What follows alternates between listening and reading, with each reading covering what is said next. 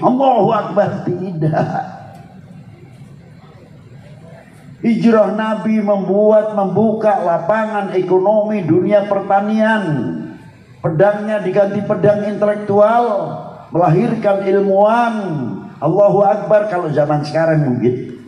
Allahu Akbar, bangun mall. Allahu Akbar, bangun Alfamart. Allahu Akbar, bangun marketing ekonomi supaya tumbuh dengan baik. Allahu Akbar, karena ekonomi adalah bagian pertahanan nasional, ketahanan nasional, ekonomi, pertanian, pendidikan dan lain sebagainya, supaya tidak goyah ketahanan nasional. Ini bagaimana? Itu diantaranya.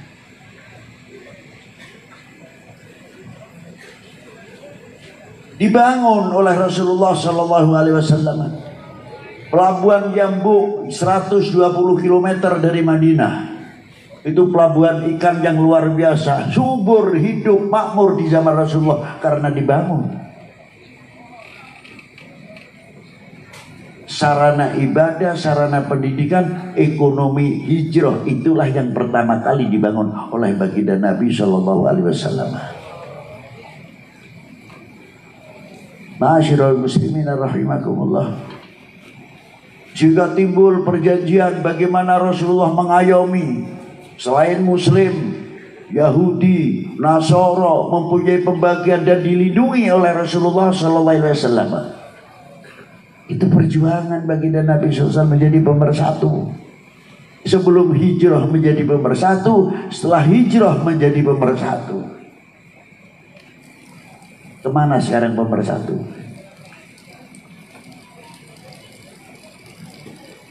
Mudah dikompori, mudah dihasut, mudah kena hoax dan sebagainya. Seneng kalau lihat umat ini pecah. Senang kalau lihat bangsa ini pecah. Berjuang saja terkadang tidak. 1945 kita ada di mana? 1947 kita ada di mana? 48 ada peristiwa apa di Madiun, kita di mana? 51 atau 49 sampai 65. Sebagian anak-anak kita katanya kita tidak jumpai, Beb. Kita baru lahir tahun 70 ke atas 80. Yang sedikit waktu adanya di sini mungkin lahir, saya mau lahir 57, 65 saya masih umur 8 tahun, yang satu saya baru lahir dan sebagainya.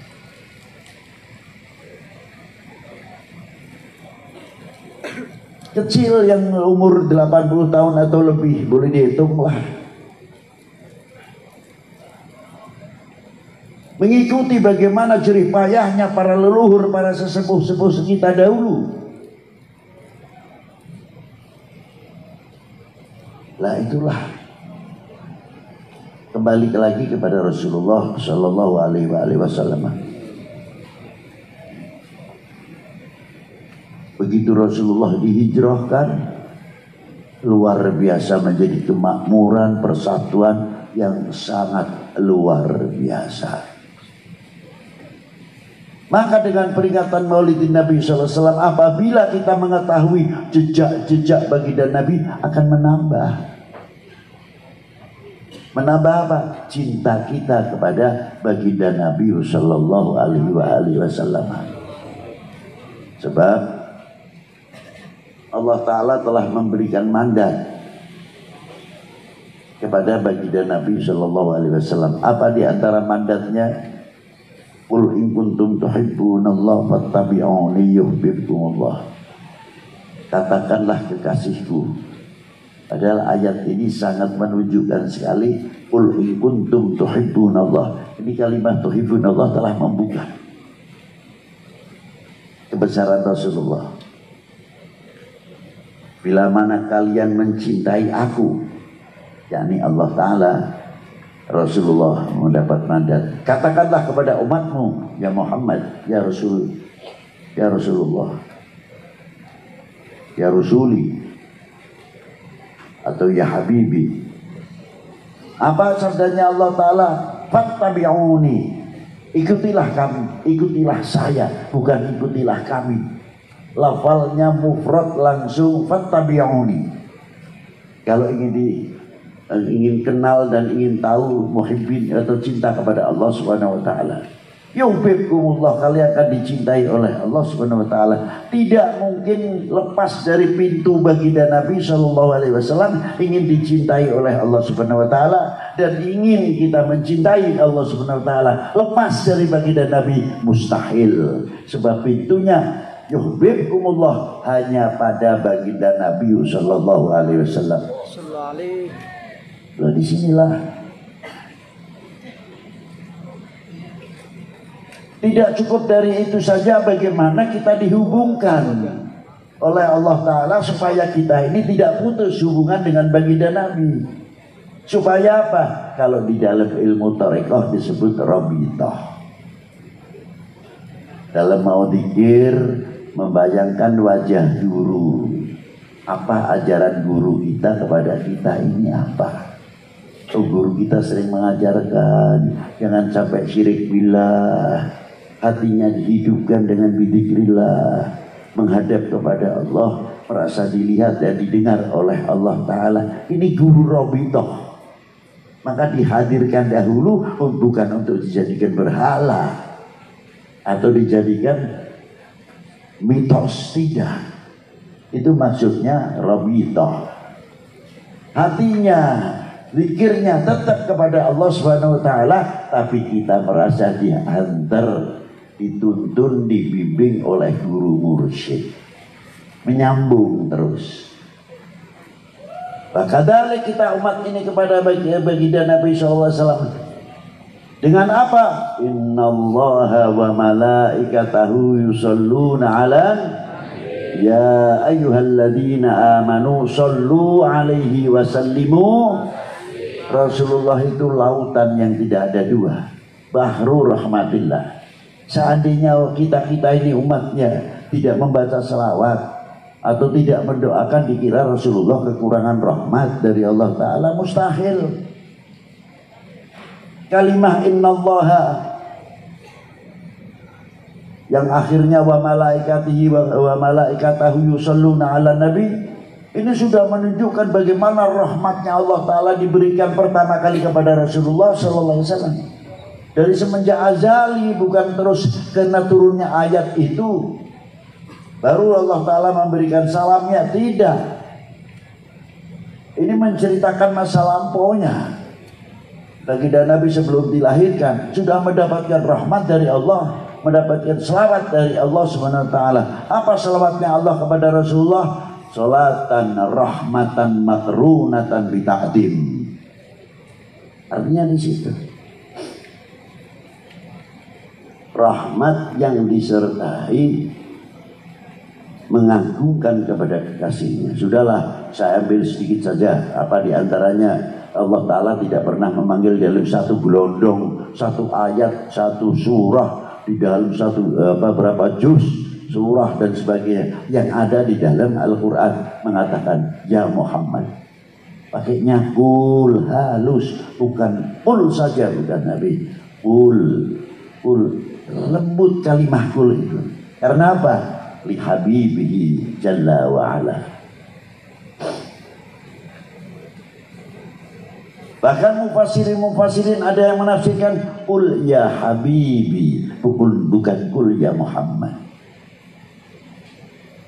Bagaimana Allah Ta'ala memberikan tarbiyah, adab, akhlak kepada umat baginda Nabi SAW. Apa diantaranya?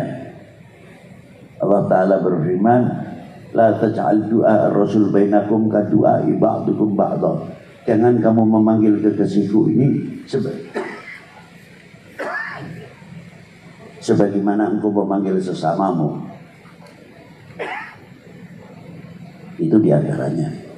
Allah Ta'ala pertama kali memberikan contoh.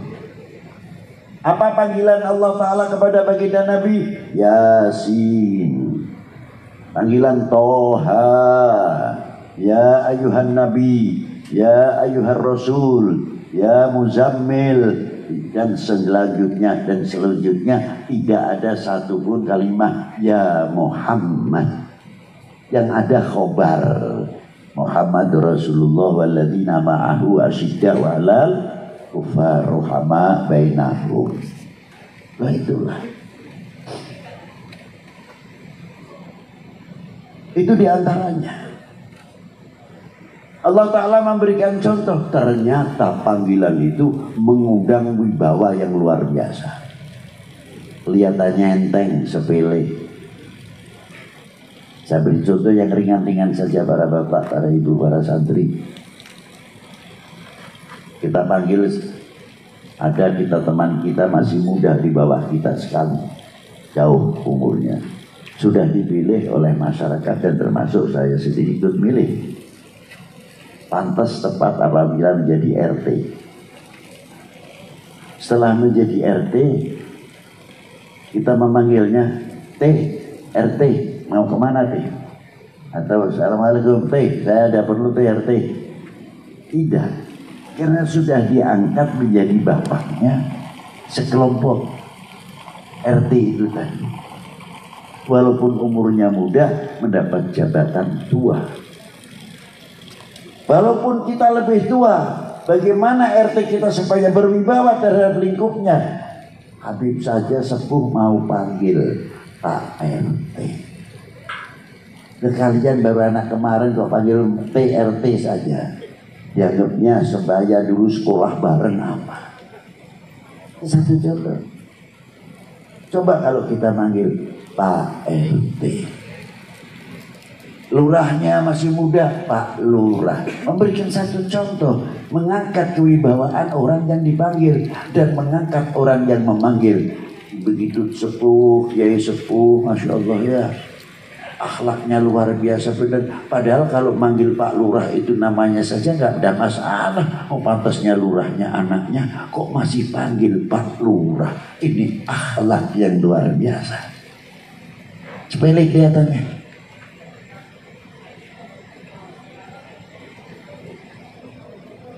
Kembali tadi. Terus kita kepada Pak Camat, Pak Danramil, Pak Kapolsek, sampai ke atas Pak Bupati, Pak Dandim, Pak Kapolres. Beda umur nasami umpamana dipanggil seayana wae itu. Untung-untung masih dipanggil Kang. Inilah. Jadi panggilan itu mengangkat sampai Pak Gubernur, sampai Pak Presiden. Dengan panggilan waktu zaman Pak SBY, Pak SBY, waktu zaman Gus Dur, Pak Gus Dur, waktu zaman Pak Jokowi dipanggil Pak Jokowi, Pak Presiden Jokowi. Namanya terkenal dengan panggilan santun, kita memanggil beliau. Apa kamu?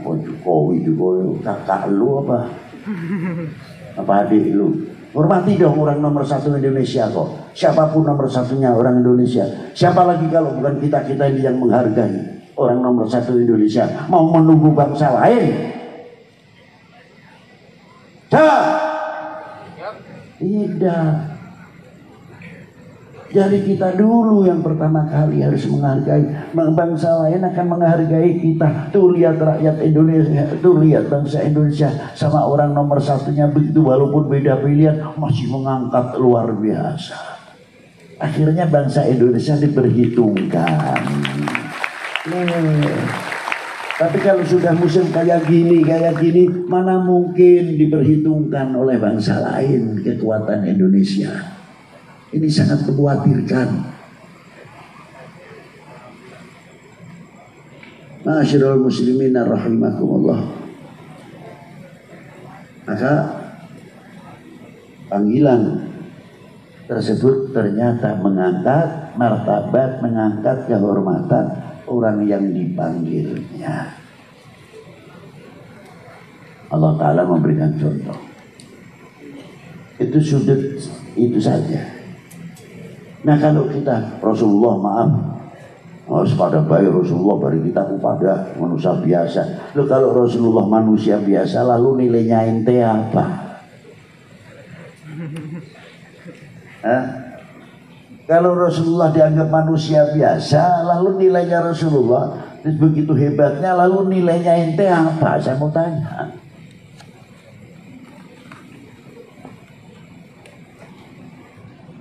Orang mau makan saja. Orang mau makan. piringnya minta yang bersih. Itu mau dimakan sendiri, tidak piring kotor kok. Kalau ada rezeki mintanya nasinya yang baik. Sudah nasinya baik, piringnya bersih. Coba kita bawa ke tauhid yuk. Di mana ini nasi rezeki dari Allah Subhanahu wa taala. Sehingga kita dapat rezeki bisa beli beras. Setelah menjadi nasi, yuk kita hormati rezeki dari Allah Ta'ala, tempatkan piring yang bersih. Itu bagian memuliakan rezeki dari Allah, karena kita memuliakan kepada Allah Subhanahu wa Ta'ala, bukan kepada nasinya, tidak. Karena kita menghargai kepada pemberi rezeki. Piringnya bersih, mau makan saja. Kira-kiranya wahyu yang mau diturunkan asal manusia biasa kok kayak kalah dengan nasi saja. Nasi saja minta piringnya yang bersih. Jadi logikanya kan begitu. Jelas manusianya manusia pilihan, tidak sembarang manusia. Yang menciptakan saja menghargai, menghormati.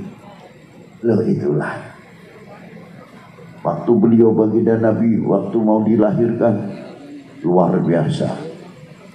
Di dalam kitab tiba apa disebutkan, fahtasal arsyu wastibsyara wasdadu haibatan wa waqara.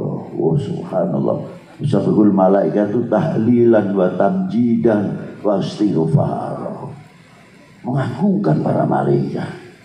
Kok podo karo awake dhewe niku nemu barang perkara sama dengan kita. Itulah hebatnya baginda Nabi SAW. Jadi ada pelajaran banyak di Maulid Nabi, dari soal panggilan sampai hijrah. Dan ketika hijrah ke Madinah inilah sebab apa 3.000 tahun yang lalu sebelum Masehi itu sudah ada jalan sutra, jalan ekonomi yang menghubungkan Timur Tengah ke Timur Jauh. Sudah berhubungan kain sutra, lain-lainnya, balter ilmu obat-obatan, balter ilmu kedokteran ke Timur Jauh.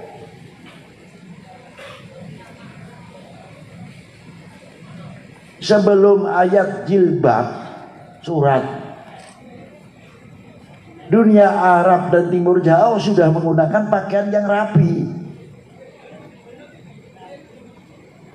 Padahal per orang paling tidak 4 meter sampai 3 meter.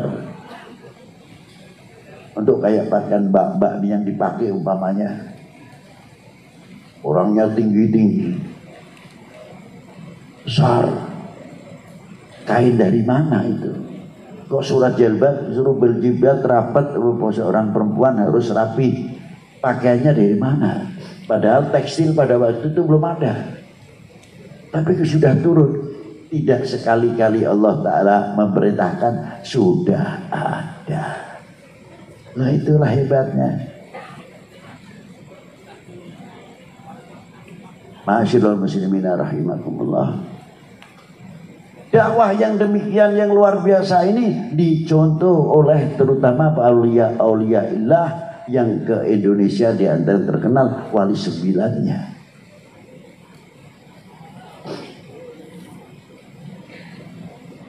Siapa beliau-beliau? Dari mulai Syed Malik Ibrahim sampai Sunan Ampel, Sunan Giri, Sunan Derajat, Sunan Bonang dan seterusnya sampai Maulana Syarif Hidayatullah radhiyallahu ta'ala anhum ajma'in.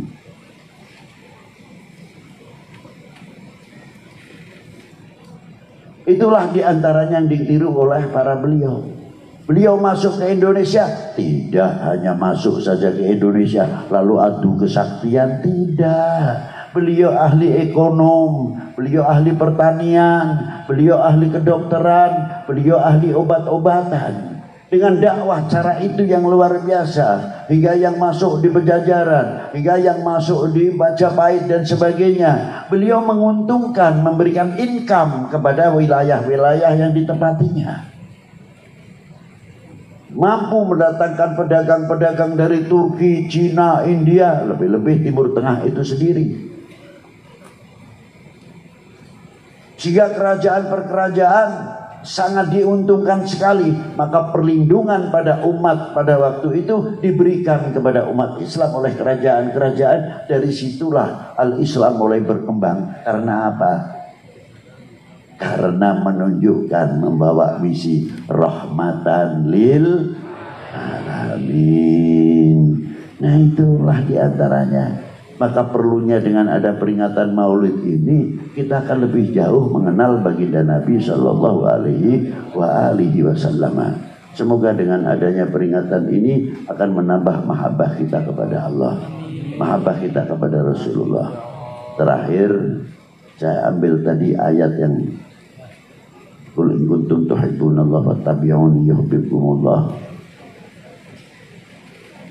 Rasulullah ditanya, mata aku mu'minan shadiqan ya Rasulullah, sejauh mana kita dikategorikan orang-orang yang beriman?